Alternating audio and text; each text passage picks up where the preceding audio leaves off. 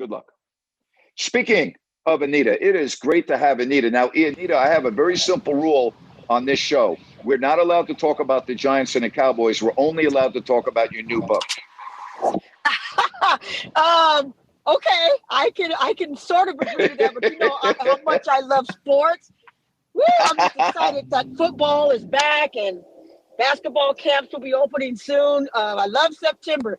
That was a long summer. My. I know. How are you?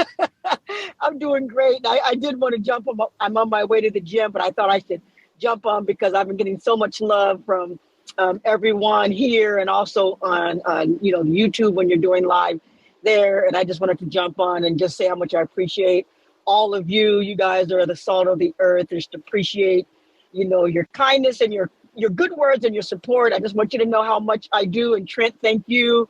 One of the first ones to reach out to me on Facebook. So I appreciate that. But all of you have been wonderful, wonderful, wonderful. Thank you. Well, thank you. Tell us a little bit about the book.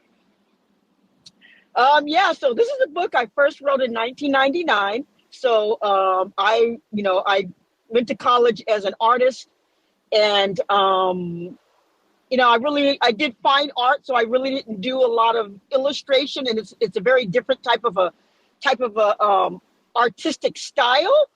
And so it was during COVID, Grant. When you and Doug ran the radio during COVID, I mean, talk about some of the best shows ever.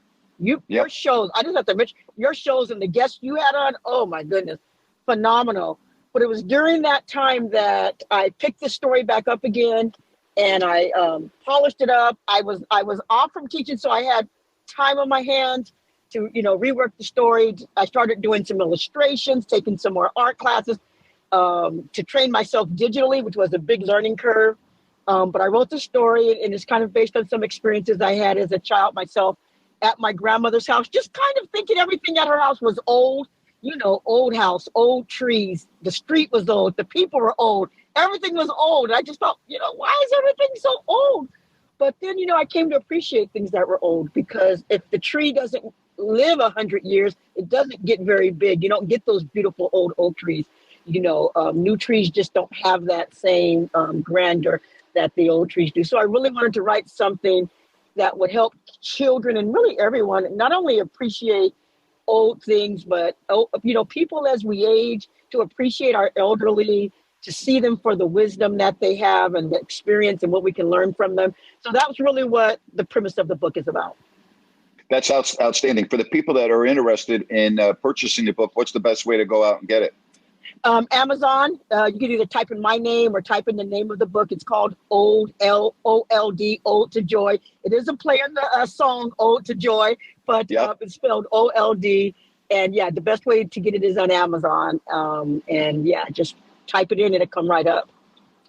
Well, you are a treasure. I'm so happy for you. And I'm very happy that you were able to find the time to call the show. And I appreciate you. And I know everybody is really happy for this endeavor. And we wish you the very best of luck. Thank you. Now, can I just ask one quick sports question? Yeah, of course. Okay, Grant. So you were talking earlier about the the whole load management thing and going.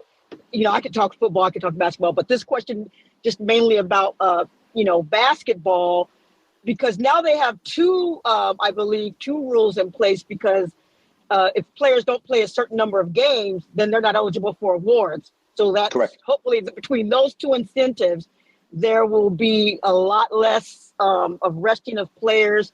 And it's not fair to the fans, who are able to only come out to a few games here and there.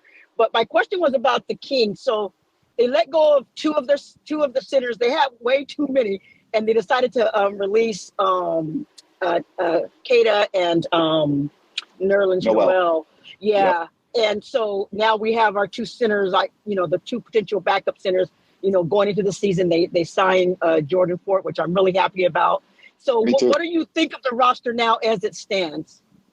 I like the roster, and I did a rant on this today. I wouldn't be concerned with the bottom of the roster. I would only be concerned with the top 10 players. You win and lose in the NBA with your top 10 players. And I think the Kings' top 10 players are really good. I mean, I think you have depth at every position.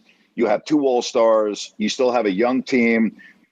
You have a team that's going to be able to outscore most teams on nights. I think defensively there still is an issue, but I think the Kings are going to be better than they were last year. Now, the one thing that concerns me, Anita, is something that you and I we can't know for sure, and that's injuries. The Kings had very, very few injuries, and they got very fortunate that way. But I think they're better suited this year to handle some injuries because of their depth.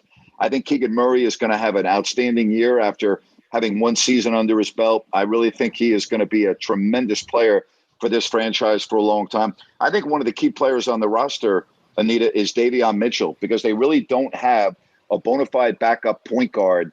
And I think if he can get his game down offensively, that's going to be a big boost. They got Chris Duarte to help out in the backcourt. Their backcourt to me is very solid, but Davion Mitchell offensively, I think, has got to really improve. And I think if he does, this Kings team can win 50 games this year.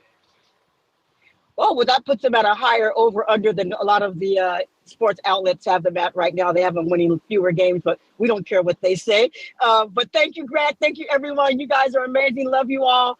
And I'll be popping in and out a lot more now that school's back in session. Sounds great, Anita. You take care. Have a good workout. Okay, bye-bye.